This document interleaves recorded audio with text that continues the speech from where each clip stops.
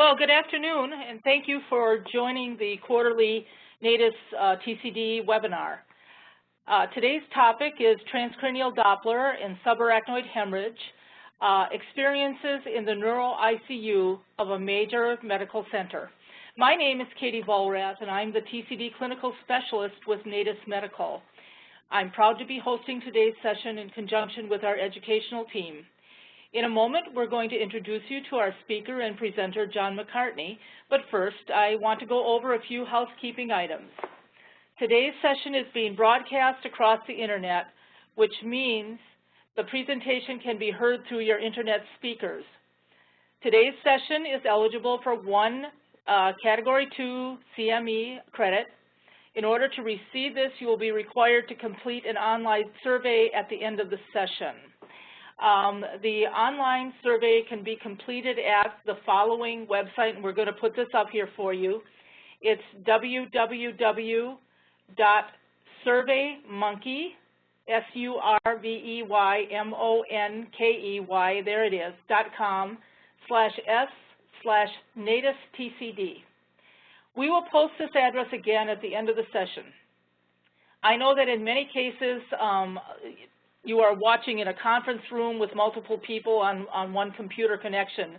So please note that each person in the room must complete his or her own survey in order to receive the CME. If at any point in time you experience any technical issues, you should exit the session and rejoin it using the same links and email information you used originally. I'm also joined by my colleague, Erin Kurtz, who is listed as your host in the WebEx panel.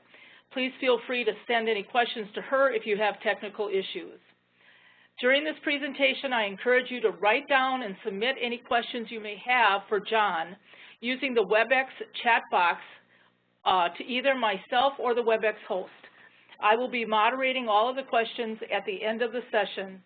At the end of the session, we'll have a brief pause, and then we'll allow you to send your questions in. Actually, you can send the questions in at any point, but we'll take the questions at that point. Now I'd like to introduce our speaker.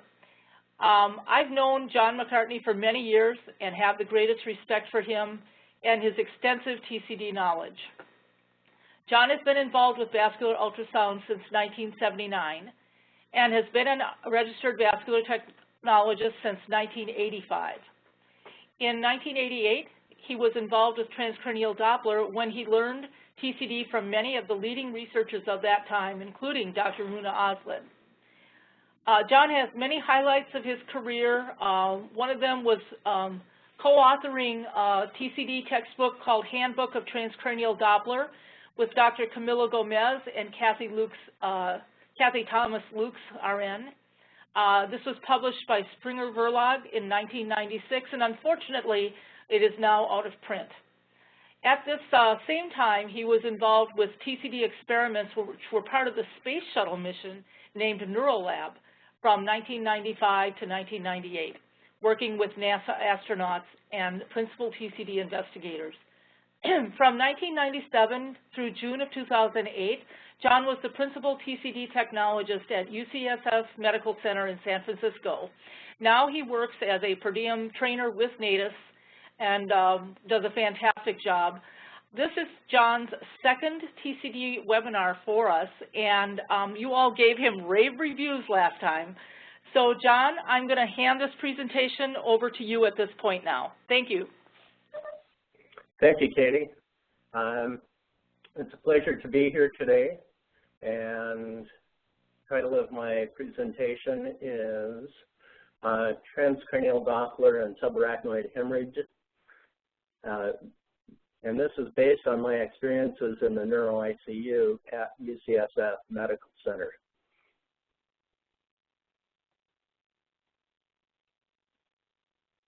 And this is a slide of me actually at work many, many years ago. And the important thing here is I want to bring your attention to the use of the headphones here in the Neuro ICU. And actually, I would use headphones in the emergency room or any ICU setting, it makes hearing the Doppler signals just a lot easier. You can have noisy ventilators in the room. You can have doctors and nurses coming and going, and it's just a really good way to screen out all that extraneous noise and focus on your exam. So some of the basics here are that this presentation is mostly going to be dealing with the temporal approach. I would like to also include the suboccipital approach for the vertebrobasilar system, for analysis of the vertebrobasilar system. But unfortunately, the volume of information I have for you today, we are not going to be able to spend much time on that at all. But in regards to the temporal approach, we always intonated the complete M1 segment of the middle cerebral artery, the MCA-ACA bifurcation, the anterior cerebral artery, A1 segment, and the terminal ICA. Aiming the transducer slightly posterior, we analyze typically the P1 segment of the PCA, but on occasion, we also analyze the P2 segment. In terms of our technique, we used a 7mm sample volume. I used a 7mm sample volume. I started at a depth of 44 millimeters in the MCA and documented every 6 millimeters. And of course, velocities are in mean velocity, and they are in centimeters per second. And starting out here in the distal MCA, we sequentially walked our sample volume through the MCA to the MCA-ACA bifurcation, continued on through the ACA, stopping at midline, backing up to the bifurcation, and then moving slightly inferiorly, aiming slightly inferiorly to pick up the terminal ICA before aiming posteriorly for the PCA, P1 segment predominantly, stopping at midline again. This is just a sample of a patient's left middle cerebral artery. Depth is 50 millimeters, and you can see that on the slide down here as well. Mean velocity about 60 centimeters per second. Pulsatility index 0.75. Totally normal example. Suboccipital approach, we're going to skip through this. We're going to talk about the size of the sample volume I was using. Now, I was using a 7mm sample volume. The size of this sample volume, centimeters, is on the scale here. Inches are on the scale here. And the 7mm sample volume equates to just a little more than 1/4 of an inch. We typically, when teaching, we recommend that people start with a 10mm sample volume, and you can see that that's slightly less than 1/2 an inch. But upon occasion, I've been in institutions where the lab is using a 15mm sample volume, and this sample volume, this size of the sample volume, it's over 1/2 an inch long. The length of segments that we're analyzing are not much longer than that. 25 millimeters maximum, down to about 10 millimeters, depending on the size of a patient's head and their particular configuration of their circle of Willis. These are the normal parameters that we used at UCSF Medical Center. You will notice that they're a little different from perhaps what you get on a placard from Natus, but the fact is the difference between their parameters, their typical values, and these are simply the investigator and age range of the patient population. When it comes to cerebral aneurysms, aneurysms can occur anywhere where there is a bifurcation. And for example, here is one that's at the MCA, where it branches into multiple segments into the M2 branches. We have another one here at the anterior cerebral, at the anterior communicating. We have one here at the terminal ICA, what I would call the terminal ICA, at the branch of the posterior communicating. They can occur at the tip of the basilar artery, also anywhere along the at branches along the PCA, and so forth. When it comes to vasospasm and transcranial Doppler, of course, we are not doing anything to diagnose the presence or absence of aneurysms, but we're dealing with the aftermath after an aneurysm ruptures or hemorrhages.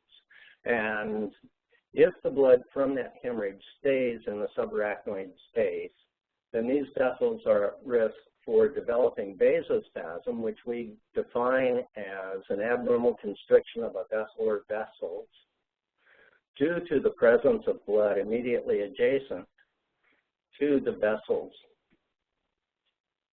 And there is a direct correlation between the severity of vasospasm and the increase in velocities of the vessels affected.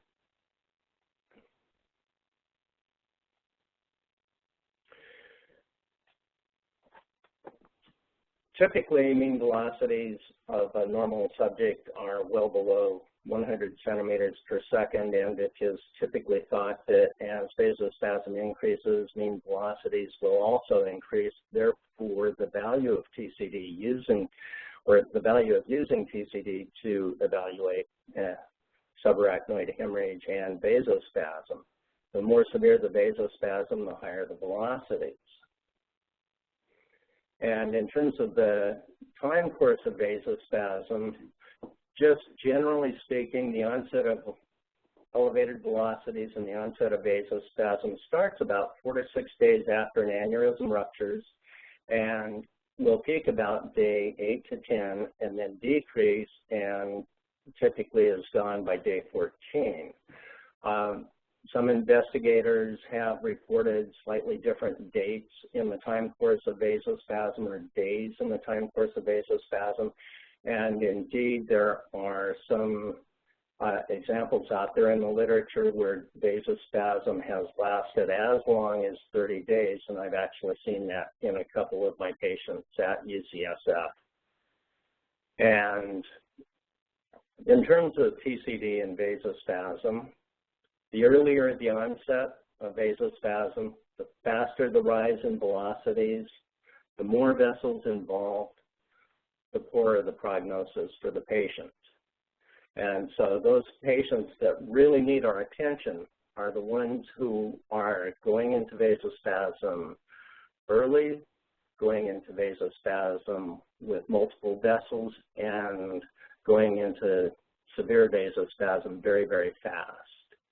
Now, that doesn't mean that we can ignore those patients that at UCSF we called late bloomers, where vasospasm started coming on much, much later.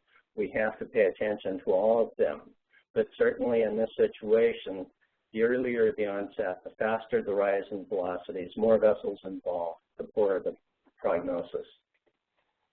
Generally accepted criteria is that mean velocities over 120 centimeters per second equals spasm, and velocities over 200 centimeters per second is determined to be severe spasm. And here we have an example of a patient in what I would call moderate vasospasm, mean velocity of 167 centimeters per second. And here is an example of severe vasospasm with mean velocities 216 centimeters per second. There are other conditions which can cause a rise or an elevation in velocities. A very rare one is this example here of moyamoya disease, but arteriovenous malformations can increase the velocities, intracranial stenosis, and a whole host of other things. So your determination of vasospasm is going to be based on the extent of the elevated velocities in the segments you're evaluating and the general history of the patient and the fact that you're working in the neuro ICU and you know that the patient's had a subarachnoid hemorrhage. Here we're following a time course of vasospasm in one of our patients. We have a number of days post-subarachnoid hemorrhage, post-hemorrhage here on the horizontal scale, and velocities on the vertical scale. And the depth of this incination is only at 50, or is at 50 millimeters. And while this is one single depth, we always incinated the entire segment of each of one of the vessels that I mentioned earlier. So here at day 3, we did our baseline, and we had normal velocities. We skipped a day, day 4. Patient might have been having a procedure. It could have also been felt that we had such a good baseline that we didn't need to evaluate that patient on day 4, and I honestly don't remember at this point. But when we come into day 6, day 7, we're getting elevated velocities, and in the left MCA, the grape colored here, and in the right MCA, we can see that we have totally normal velocities throughout this entire time course. And going back to the left MCA, we see those velocities peaking out at 173 for about 3 days, day 8 to day 11, and then dropping down to 145 at day 12, stabilizing there, and then dropping right off the scale. The treatment of vasospasm, there's typically called AAA or more recently hypertensive therapy because there's an increase in fluids, blood volume. They push a lot of IV fluids, which this simultaneously thins out the blood and helps increase the blood pressure, and also vasopressors can be administered, such as neosynephrine. The whole goal of the administration of vasopressors is to constrict the peripheral vasculature to shunt more blood flow to the brain. So whether you hear the term hypertensive therapy or HHH therapy, generally speaking, it's referring to the same thing. And if HHH therapy doesn't work and the vasospasm is getting out of control, this is where we come in doing our TCDs. The patient can be sent down to the angio suite for angioplasty of the vessel for vessels involved, or chemical dilation, typically with the injection of the drug endovascularly, and the drug name is verapamil. Other drugs can be used upon occasion. In terms of hypertensive therapy and in TCD, hypertensive therapy itself can increase velocities. And so this creates a problem with how to sort out vasospasm from the HHH or hypertensive therapy. And the solution was developed by a Norwegian neurosurgeon, to calculate intracranial, extracranial ICA ratios. And that particular person was Carl Friedrich Lindegaard, and he took the velocity, mean velocities in the MCA, divided that by the extracranial ICA recorded proximal to where the internal carotid enters the cranium through the carotid canal. Frequently today, this will be ascribed to both the middle cerebral and the anterior cerebral artery, but the initial application of it was to the MCA. The actual ratio that was developed, and the research said that ratios greater than 3.0 equaled spasm, and ratios greater than or equal to 6.0 equaled severe spasm.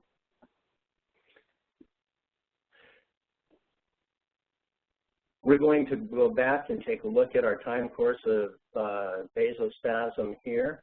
And once again, these were the velocities that we had, peaking out here at 173, 176, and the corresponding ratios in this particular patient. We see that the ratios themselves peaked out at about 5.0, about 5.75 here on day 11. Really nice correlation between the velocities and the ratios. In this particular example, we're looking at two different depths in the middle cerebral artery. The dark teal color is from the MCA at a depth of 50. The lighter teal color is from the MCA at a depth of 55. And on day 4, we had normal velocities and normal ratios well below anything diagnostic of vasospasm. But on day 5, we see that the MCA is going into spasm with velocities of 157 and the MCA at that depth of 55, ratio over 3.0. On day 6, velocity coming up to over 170 and the ratio to 4.0. At this point, the patient was taken down to the neuroangio suite. They found vasospasm in the left MCA and the angioplasty it. Now, at that time, the doctors had me stop doing TCDs. They said the vasospasm, the vessel has been angioplastied and vasospasm doesn't come back. But 4 days later, they had me asked me to do another TCD on this patient. And what they had picked up on their neuro exam was that the patient had developed a drift, I believe, in the right arm. And so they asked me to do a TCD to see if we could find any useful information. And what I found was that the velocities here in the MCA were still below values diagnostic of spasm, but the ACA on the left side was demonstrating by velocity severe vasospasm. Ratio is below values diagnostic of severe spasm. And with the ratios, and this being a single vessel involved, the doctors chose to watch this patient, and subsequently I continued following this patient, and on day 11 we saw a slight drop in velocities, but still in the severe category, but a significant drop in the ratio. And then another small spike on day 12, back in, still in the severe range, but a bit of an increase. And the ratios, however, never did come into the severe category. And on day 13, we saw a significant drop down to 158, and ratios really dropping as well. And this spasm was finally on its way out here at day 19. And one of the points about this slide is that while you would think that most vessels go into spasm at about the same time, patients are all individual, and they don't know what our textbooks say, and their spasm is all as individual as the patient itself. And at least in this situation, we had the MCA go into spasm early and first, followed later by the ACA going into spasm. Now, ideally, we would like to see ratios and velocities correlate. And certainly if velocities are going up and the ratios are going up, the vasospasm is also going up. But if the velocities are elevated and the ratios are unchanged, then at least part of that velocity elevation may be due to your hypertensive or Triple H therapy. And then something else that we observed frequently later in the time course of vasospasm was that ratios might start dropping before the velocities actually drop. And we would continue, of course, to follow the patient, but for us, that told us that perhaps this vasospasm is starting to resolve. Now, our criteria at UCSF for determining vasospasm is a little bit different from the universally accepted criteria that we reviewed a little bit earlier. And we tried to do something with this range of velocities between 120 centimeters per second and 200. So here's what our criteria actually looked like. If the velocities were below 120 centimeters per second and the ratios were below 3.0, then it was considered no spasm. If we had velocities between 120 and 140 centimeters per second and ratios between 3.0 and 3.99, then we called it mild spasm. If we had velocities between 140 and 180 centimeters per second and ratios between 4.0 and 5.99, we called it moderate vasospasm. And severe spasm at UCSF was considered to be when we had velocities greater than 180 centimeters per second and ratios greater than 6.0. When it comes to reports, we're going to take a look at some of the values here. We have the vessels here in the left-hand column, the depth of intonation next to that, and we're going to be looking at the mean velocities and the ratios. So looking at this particular patient, velocities are all well below values diagnostic of spasm. In fact, they're well below 100 centimeters per second, and the ratios are the same.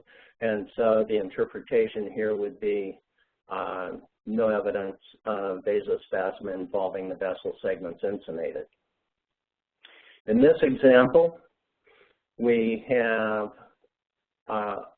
the anterior cerebral involved at a couple of depths here with, by UCSF criteria, moderate vasospasm, but the ratios are less impressive. And we'll take a look here in a moment and see how this was interpreted. We also see that we potentially had vasospasm, focal spasm involving the proximal MCA. At this particular point, ratios are just below values diagnostic of vasospasm. And one might ask the question, in this MCA, is this focal stenosis or spasm? And if this were actually spasm, we would expect to see that involving a longer segment of the vessel over time, and we would expect these velocities to increase. But let's take a look at the interpretation.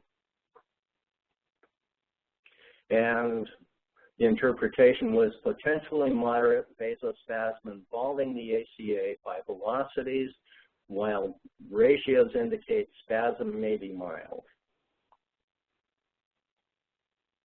And mild, borderline moderate vasospasm involving the very proximal MCA by mean velocity.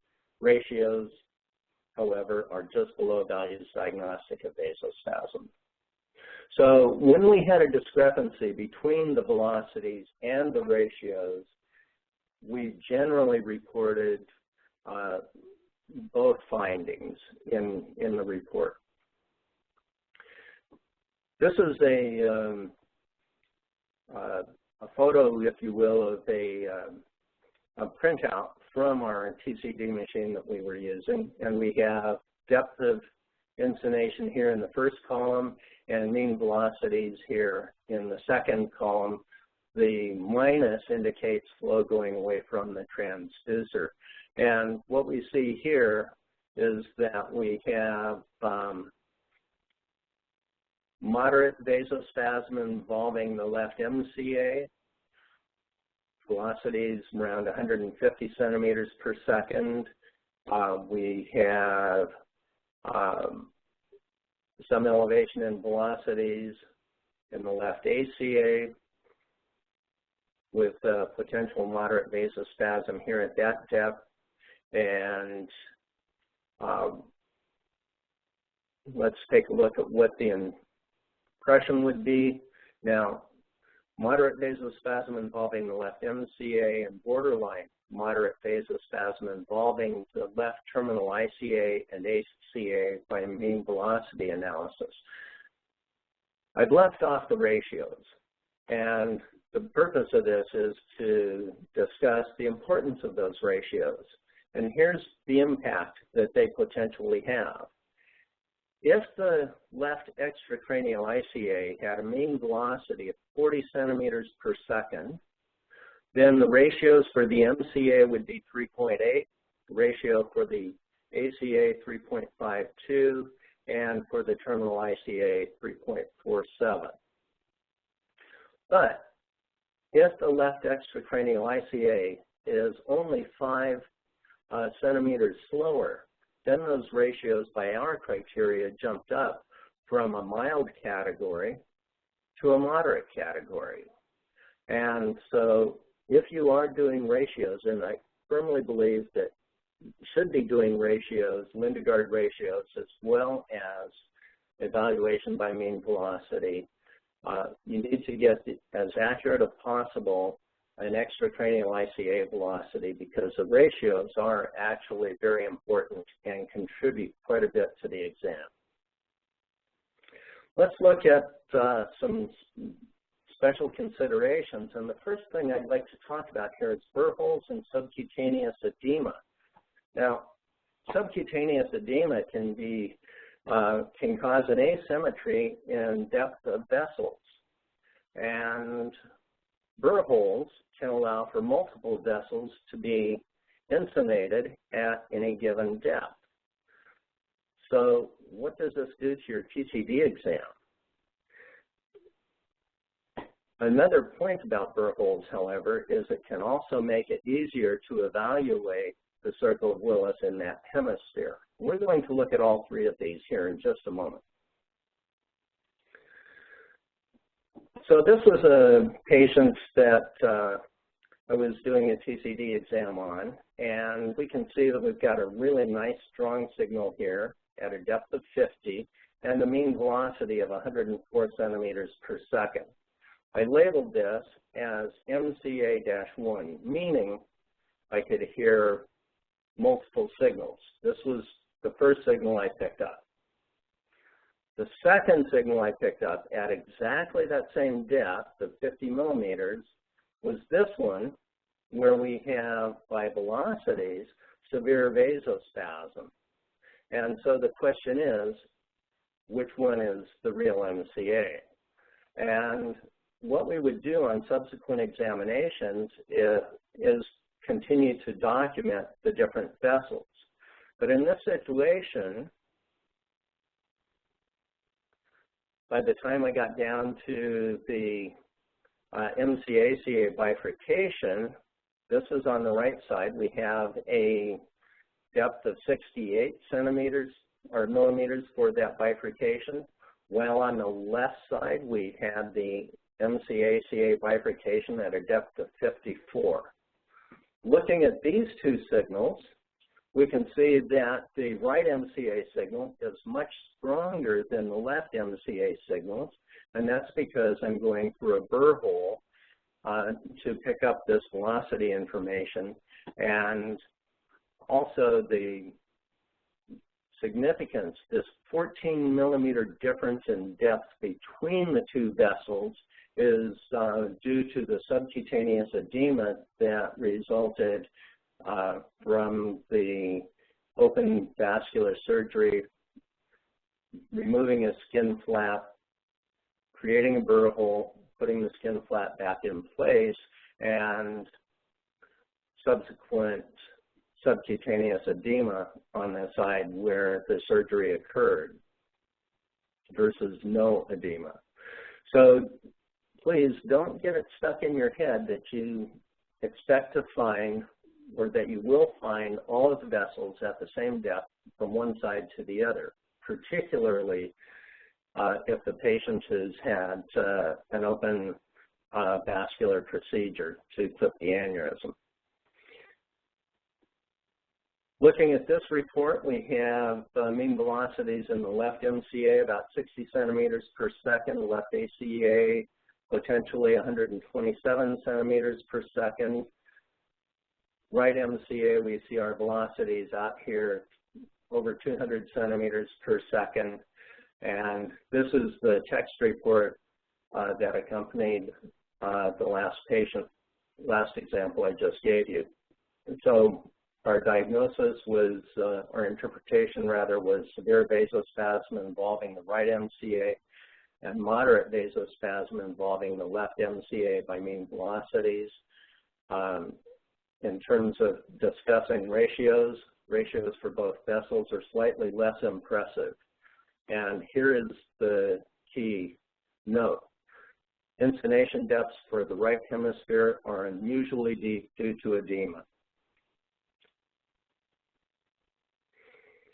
And here is another technical special consideration for the TCD exam. And here we're looking at exaggerated vasomotor reactivity and the sleep apneic breathing pattern. And we defined exaggerated vasomotor reactivity as wild fluctuation in velocities associated with changes in respiration. And what this means is that as the patient was holding his breath or not breathing, the velocities increased dramatically. When the patient started gasping for air and hyperventilating, the velocities dropped really dramatically. And you can see this happen in your TCD exam as you're trying to evaluate vasospasm. So in this situation, I was in the patient's well into the exam. I was at a depth of 68 in the patient's left ACA with my sample volume, and we had a velocity of 221 centimeters per second. And I don't know how well you can see this, but the time of this recording was 12:10 and 11 seconds. And just 30 seconds later, that mean velocity, same depth of 68, dropped from over 200 centimeters per second down to 168.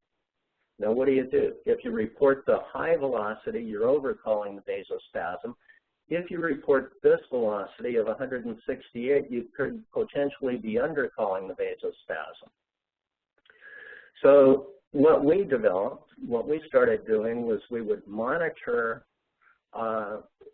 for a few rounds the changes in velocities and then try to document the average or median of the velocity swings. And as it turned out for this patient, gave us a mean velocity of 192, which is significantly elevated, but not quite in that range for vasospasm. Now, another special consideration is loss of autoregulation. And this is typically defined as passive changes in velocity associated with changes in blood pressure. And in this case, I'm going to use the extracranial ICA as a baseline. Looking at the pulsatility index here in the extracranial ICA, we see a PI of 1.2. And that pulsatility index was rather consistent right extracranial ICA and throughout my examination of the patient's right hemisphere. We got into the left MCA, and starting at this depth of 50, we see that we still have a mean velocity of 80 centimeters per second and that pulsatility index the same as identical to the extracranial ICA. However, when I increased to my next segment, or increased my depth to 56 millimeters, I saw this signal with a mean velocity of 136 centimeters per second.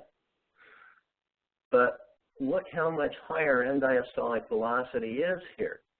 the pulsatility index had actually dropped to 0.80.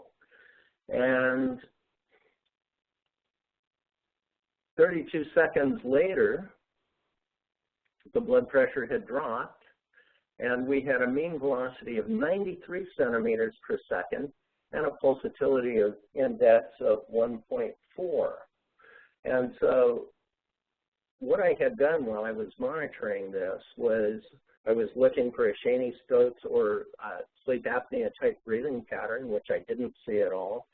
Fortunately, the patient did have an art line in with mean arterial pressure continuously displayed, and I could see that as the blood pressure increased, the velocities increased. As the pressure dropped, the velocities dropped. And so what we started doing, and what we did with this patient, was we tried to document where the pulsatility index was most closely associated with what we had seen in the extracranial ICAs. And when I did that, we see that the velocities are elevated, but they are just below values diagnostic of spasm.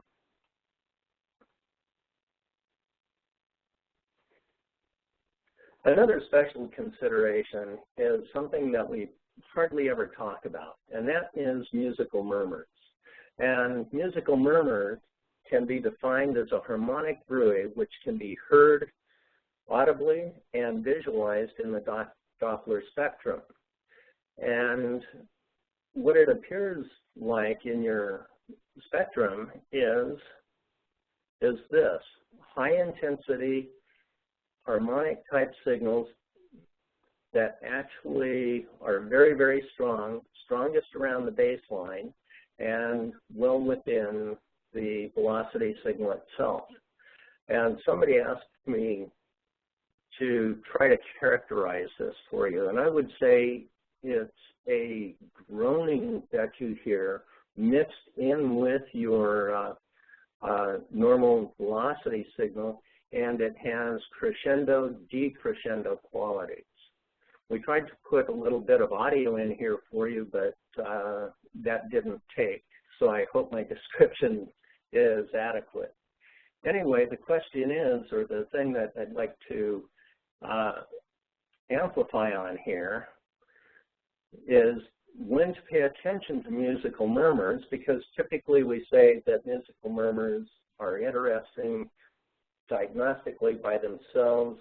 They aren't really important. What is important is the velocity that you're actually measuring. But when do you want to pay attention to musical murmurs? First, it's when they radiate throughout multiple vessels, and when they haven't been present in previous exams. In this particular patient, I had not been hearing, I had been doing TCDs for several days, and I had not been hearing any musical murmurs. On this particular day, on the left hemisphere, it was quite strong, and I could hear it even when I was out in the MCA at a depth of 50. I could hear it radiating into the anterior cerebral, and I decided I should really try to chase down that musical murmur. And when I did, it led me to finding vasospasm in the left terminal ICA. And that patient was sent down to the angio suite. They did an angiogram, and they did subsequently inject verapamil, rather, into that terminal left ICA because they did see spasm on angio. In terms of TCD and subarachnoid hemorrhage, we do have some limitations, and these are challenges.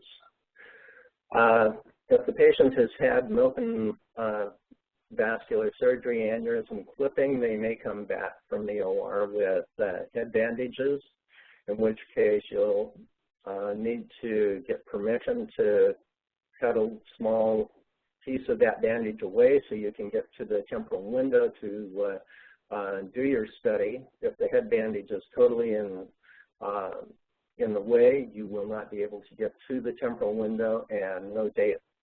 So you may have to ask the nurse if she can cut that, make a small cut into that bandage so you can get your information and do a study. She may have to get permission from the doctors. Also related to that open vascular procedure of aneurysm clipping are burr holes. Burr holes, as we've seen, can make it easier for you to get TCD information, particularly on somebody with a poor window. And however, they can allow for multiple vessels to be insunated at a single death. And if the person has bone flaps, has had a bone flap removed, then the situation is even worse. And then we have subcutaneous air, which we've talked about. No, we have not. Subcutaneous air, when is the result, or results sometimes, when they've done an open vascular procedure, they make an incision in the skin, they fold it away so they can get to the cranial bone, they create their burr hole, they put the clip on the aneurysm, clip or clips, then they fold the skin back over and suture it or staple it. And what can happen is air can get caught between that flap of skin and the cranial bone. And for the examiner trying to do TCD, what you hear is a loud snapping, popping, crackling noises that are absolutely obnoxious.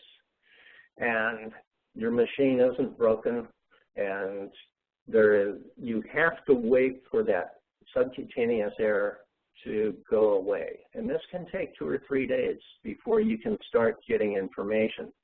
Once in a while you can be lucky, and if you push a little bit harder with your transducer, you can move that air out of the way, but most of the time you may just have to wait for it to get reabsorbed.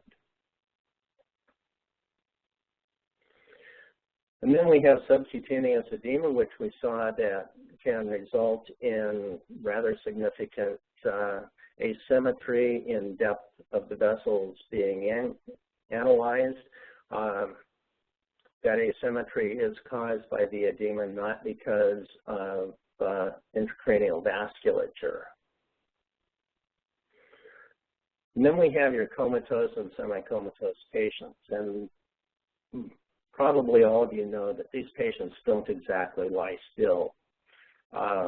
They may, but they can also be very, very active, and you have to somehow keep them quiet for you to be able to get a good TCD exam. And nuchal rigidity is rigidity of the neck muscles, and this involves limits the ability to do a vertebrobasilar analysis. And we're going to go ahead and move on. Time is passing here. So what do we do with our uncooperative patients? We can ask for medication. In our institution, sometimes I was able to get an order for fentanyl for the patient so that they would be quiet. The good thing about fentanyl is it has a very short half-life, and in the 20 minutes or so that my patient was really quiet, I could get a lot of information, especially after I started developing some clinical experience. They can use, they might be able to, being the nurse, might be able to administer some other pain meds. My experience with that was if I had my favor between fentanyl and other pain meds, I would go for fentanyl. Pain meds sometimes seem to make the patients just a little bit more agitated or more loopy. And if you can't get an order for medication, manual assistance, head holding, maybe the nurse can help out and hold the patient's head for you. And finishing up here with reports and interpretation, we have text reports these days, we have graphic reports, And my own personal opinion is that for interpretation, every text report should be accompanied by a graphic report of the spectral displays. And that is simply to back up the text report. If the interpreting physician is looking at a text report only, they are taking it totally upon, they are assuming that the technologist has made all of the manipulations they should to make the envelope curve follow accurately the outline of the cardiac cycle, making manual measurements. But I think this is a little bit erroneous, and I would like to see that for every interpretation, there is a graphic report accompanying the text report. Certainly the text report is easier to read, but the graphic data should be there to back that up. And in my opinion, no interpretation or interpretation should never be based purely upon the text report. So to sum up, in our experiences at UCSF, in terms of management of vasospasm, I would say that TCD helps determine when and if vasospasm is developing. It can help determine the effectiveness of the Triple H therapy. If additional intervention is needed, and this would be angioplasty or chemical dilation of the vessels in vasospasm, and because it can help determine when vasospasm is resolving, it's really pretty useful in determining when the patient is ready to leave the ICU. Thank you very much. I appreciate you listening.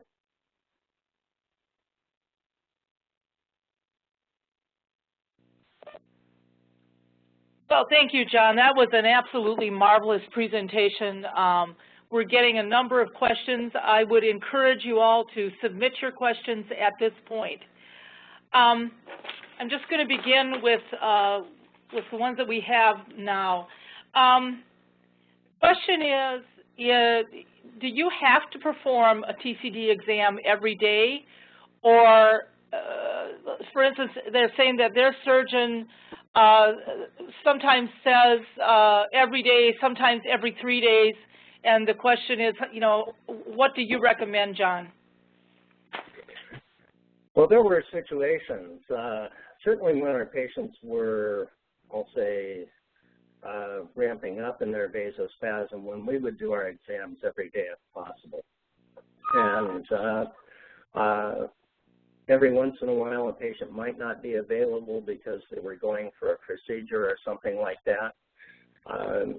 So there could be a gap in there, but when we were seriously concerned about vasospasm, yes, we did them every day.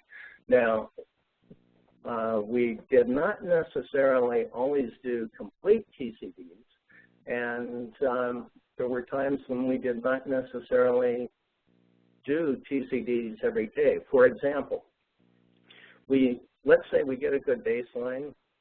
We are early, like day 2 or day 3. Patient is looking clinically good. It was a small hemorrhage.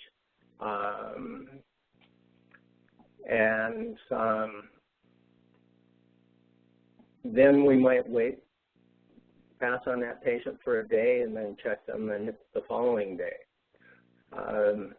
But certainly if vasospasm was starting to come on, we did them as frequently as we possibly could. And if we saw single vessel vasospasm that was quite stable, neuro exam was quite good, we might, upon occasion on those patients, also pause and wait for a day before doing another TCD. But these were exceptions. Okay, thank you, John. This one is going to require us to give you back control of your slides.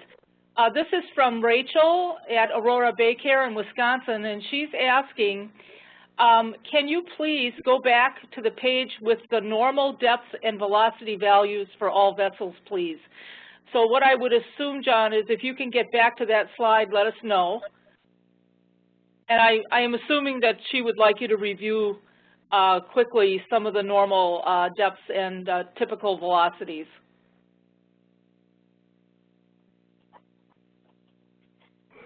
Okay. Yes. So is this? I'm assuming this is the page that she's asking about. And for the temporal approach, the original criteria by Dr. Renaud Oswood were for the middle cerebral arteries, 63 centimeters per second plus or minus 12. I see that I have a depth here of 40 to 50 millimeters. That might be a typo on my part, and if so, I will correct that in the future. The MCA ranges from typically 40 out to 55, 60, or 65. The actual length of the MCA is an individual thing that's determined by the size and the shape of the patient's cranium. And the important thing here is to start shallow in the MCA, and so that you are evaluating all of the M1 segment. And this next value here, where MCA-ACA bifurcation is 55 to 65. It's not that the bifurcation is 10 millimeters long. It's that the bifurcation will typically be found somewhere between those two depths. And it's really found at one depth, and shallower than that, you're in the MCA. Deeper than that, you're in the ACA. And as I'm talking about this, backing up here to this depth of 40, why we started our insonation at 44 millimeters was using a sample volume of 7 millimeters. The proximal portion of our sample volume is actually slightly shallower than 40 millimeters. But on the difference between the size and the shape of patient's head can be so dramatic that upon occasion I have not been able to get into the MCA until 50 or 55 millimeters, and this is on a normal person and not somebody with subcutaneous edema. And there have been a couple of instances where I have not seen the MCA-ACA bifurcation till 70 millimeters deep or better. So you have to take these, anytime you see things like the depth of insonation, you have to take these values with a little bit of a grain of salt, because every patient is individual.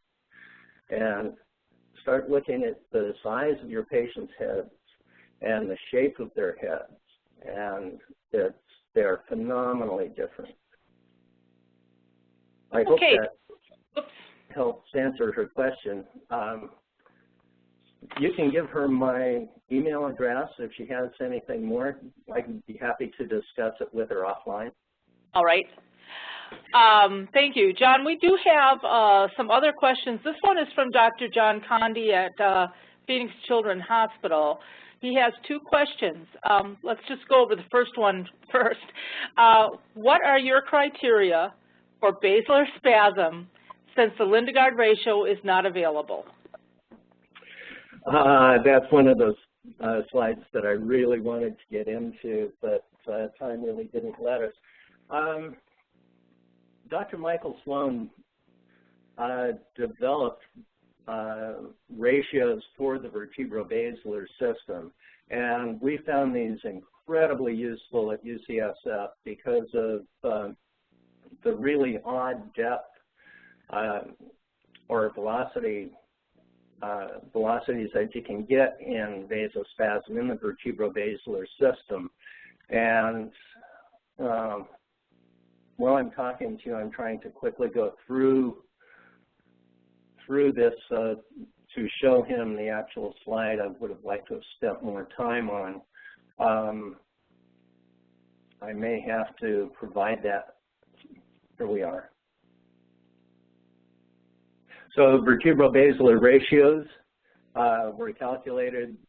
Proximal vertebral, and this was recorded at a depth of 55 millimeters or shallower. The distal vertebral, defined as a depth of 65 millimeters or deeper. We would divide the distal vertebral by the proximal vertebral. And we were working on developing this, but it was already developed by Dr. Michael Sloan. And then for the basilar artery, he had used the average of the two vertebrals recorded at that depth of 55 and divided the basilar artery velocities by that. Now, the actual ratios that he came up with were these that you see here, with a mild spasm of 2.75 to 3.29, moderate 3.3 to 4.3, and ratios greater than 4.3 being severe for the vertebrobasilar system.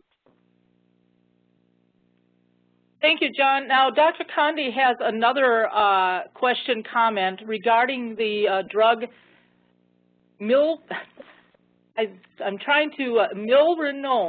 M-I-L-R-I-N-O-N-E. Montreal published a study stating that using this drug for vasospasm, they didn't even need hypertensive therapy. And Dr. Condi wants to know if you have any experience or comments with this, John. Actually, I do not. Okay. We'll have to look into that. That's very interesting. Yeah, that sounds fantastic. It really does.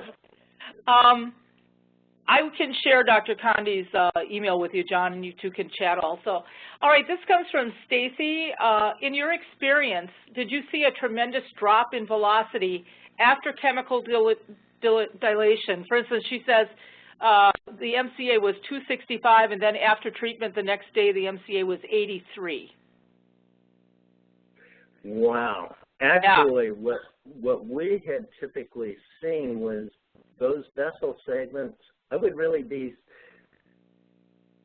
well, okay, rethinking this as I was starting to explain it, I'm going to back up and say that I would be suspicious if maybe the doctors might have started dilating the MCA with something like verapamil and then angioplasty it. Many of our patients, when they were being treated for vasospasm, the doctors would start out with verapamil, and then if they could get things opened up enough and get a catheter in, they would dilate with angioplasty. So I'm a little bit suspicious that may have been what happened. My own experience with verapamil, I never saw anything that dramatic in 24 hours, but you know, I'm not going to say that it can't happen because I've seen some pretty amazing things, and as I said earlier in my presentation, that these patients are all different, and their vasospasm is all as individual as a patient. Okay. There's one more, this is more of a comment. The folks at Aurora Baycare are asking if they can print the slides from the webinar. Not to my knowledge. There is a replay option that we can send to you, but most of what John has covered today will be covered in your training, and you'll get handouts at that point. So I don't usually make comments to individual people, but I know that they're concerned. This concludes all the questions that I see at this point. Again, John, I really want to thank you. I thought you did a wonderful job. Aaron, if you can toss up the slide again about the Survey Monkey. So once again, please complete your survey at www.surveymonkey.com/s/Natus TCD, And my email is listed there. If any of you need to get a hold of John, please feel free to email me at this email, and I will get your question to John. Again, we greatly appreciate your attendance today, and we expect to hold another one of these sessions either in November or December. Thank you so much. And thank you all very much. And this will conclude the webinar for today.